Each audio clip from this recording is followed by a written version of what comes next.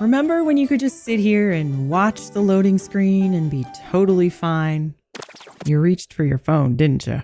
Modern games have broken your brain. Now let's go fix that so old games are fun again.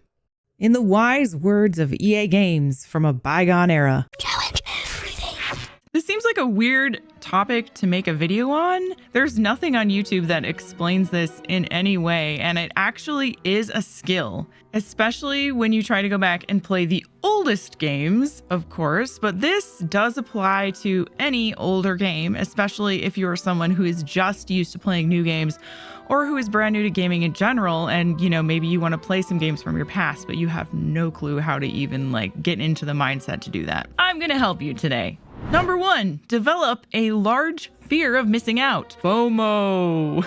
This is not a necessary skill by any means, but personally, I fell in love with playing old games and just got into playing old games in the first place because I have a very large fear of missing out. It's just part of my personality. I want to play all of the games that I missed out on in the past.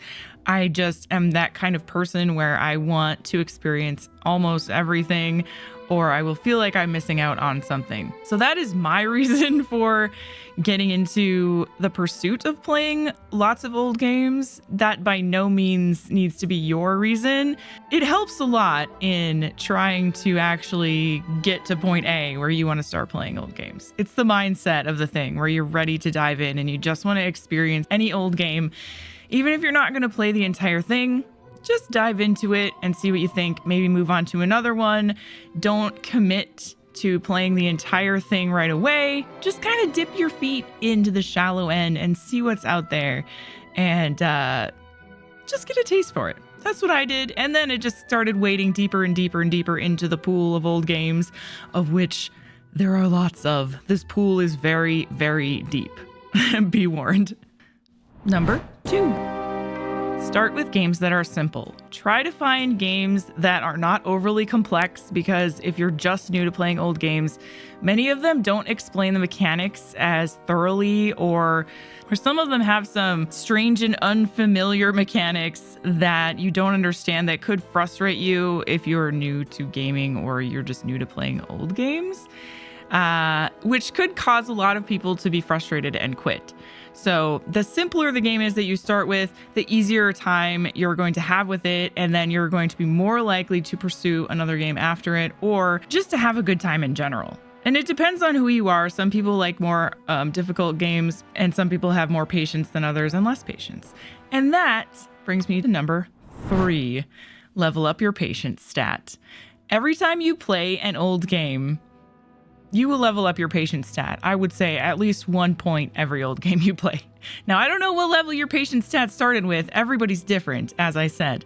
But I started with a fairly high patience stat, and currently I'm sitting really, really high. I have completed some games that really did require me to try very hard to keep my cool and to just get through them. And that doesn't mean I didn't have fun.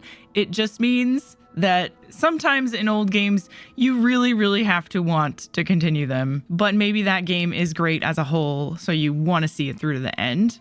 And you kind of have to break through the ice at certain points in the game. And that happens in a lot of old games, so be ready for that. Number 4, keep a very open mind. I guess this is another skill that you could definitely level up. I know a lot of you out there are very open-minded these days, and I think this is a skill that we should just work on as a society of gamers, because old games can be very different from new games. The variety in old games is just insane. It will blow your mind at how many different types of old games there are and what the little tiny nuances and differences are in every single old game that you play. Because back when old games were made, and I'm not putting a date on this, I'm trying to keep this very simple, okay? When older games were created, the developers didn't have such of a tight rope to walk in the development design. A majority of them were able to experiment and throw things in there that weren't necessarily what everyone else was doing. So keep an open mind on that front and just understand that not everything is going to be like everything else. Just have fun with it. Just enjoy it and appreciate it for what it is. Number 5 is incredibly important, and this tip has gotten me through many, many old games that I probably otherwise would have quit. Use the internet when you're stuck. If you're playing an old game that came out 20 plus years ago, there probably is going to be some point in the game where you get horribly stuck because there is a lack of direction. There's no quest markers, the journal doesn't tell you where to go, or maybe it's just a puzzle that's really annoying and doesn't make any sense to you. It could be just a factor of the times, or it could just be a really, really convoluted puzzle, or you just don't know how to do it, and that's fine. There is no shame in looking things up. In my opinion, I think it is an incredibly important skill to use when playing old games, because there has been so many games that I would have just chucked out the window and gave up on had I not looked up a walkthrough or looked up a YouTube video. In my opinion, it's much better to look things up than it is to get frustrated or, bored with it and just stop playing a game that you're actually loving. No shame in looking things up. Remember that. Another important factor, if you're playing a game that has difficulty settings and maybe you're not confident going into it, just play on an easier difficulty. If you think an easier difficulty is going to make you progress in the game, don't feel bad. Sometimes in older games, easy difficulties are still hard. And sometimes in old games, easier difficulties don't really even do much. Use the internet again and look up what the difficulty settings actually do before you decide. But no one is judging you if you plan an easier difficulty in an old game. You're already playing an old game, and that's hard in itself. Number 7, use your imagination. Remember when you were a kid and you had great imagination and you could just play with your toys and just imagine this whole world around you that seemed so real? Try to get back to that, but use the game as your anchor. And this is much easier to do in games that are newer because the graphics are nicer. But I really want you guys to imagine what it was like, when you were 10, you started getting into video games and you remember what one of them felt like to play and how magical it was. Try to bring yourself back to that point in time and then enjoy your game, because it's going to make a huge difference in how much you actually appreciate and can get fully invested into the game that you're looking at. This technically applies to every single game that you could ever play, but it's an important mindset trick to use to sort of get yourself immersed within the experience of the game. Just try to let go. Use it as a meditation almost. Let go of everything and just try to envelop everything the game is offering around you and really get sucked in without ignoring everything around you in real life. Don't get that sucked in where you can't hear, the fire alarm going off or something, okay?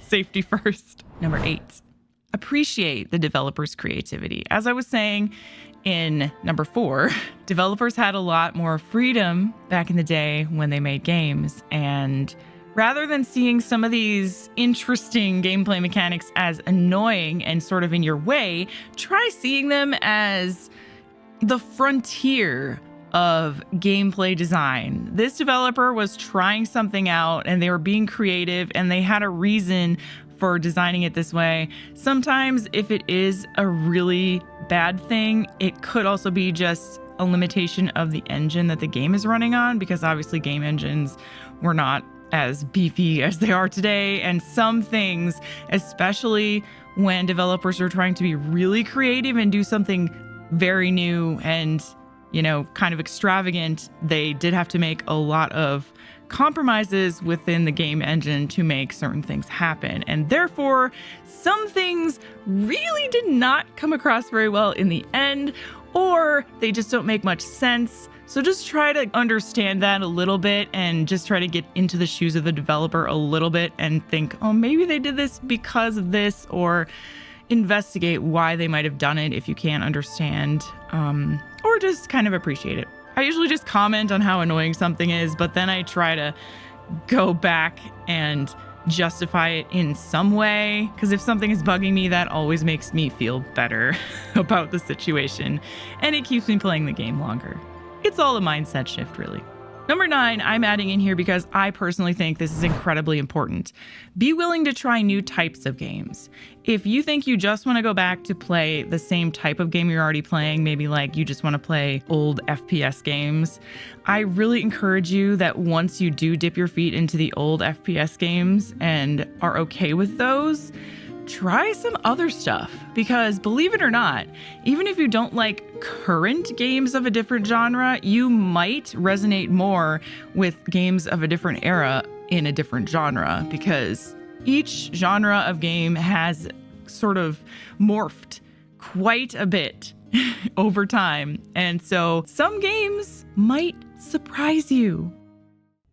The truth is that a lot of us are just chasing that $70 dopamine hit every year with all the new AAA releases, when there are thousands and thousands of really awesome, unique, old games for us to spend countless hours in for, let's be honest, way less money. And most of them are more fun. Old games can offer you deep storytelling, unique mechanics, and hours and hours and hours of cheesy fun, like the kind of fun you had when you were a kid. And if you're like me, you're constantly chasing that fun again. It's out there. You just got to know how to look for it. I created this channel with the goal to introduce people to old games. I want everyone to be able to approach old games and have fun with them, rather than just letting them die on a shelf or a theoretical digital shelf, because there's so many great ones. I myself have missed so many old games, and part of this channel as well is me exploring the ones that I missed at the same time as showing them to you. In my museum series, I cover lots and lots of old games, many of them for the first time, but you can think of it as like quick little deep dives and first impressions of old games in a condensed format, so it'll be easy for you guys to find ones that you like, or just watch for some fun and laughs. Maybe get started here. I think you might like this one.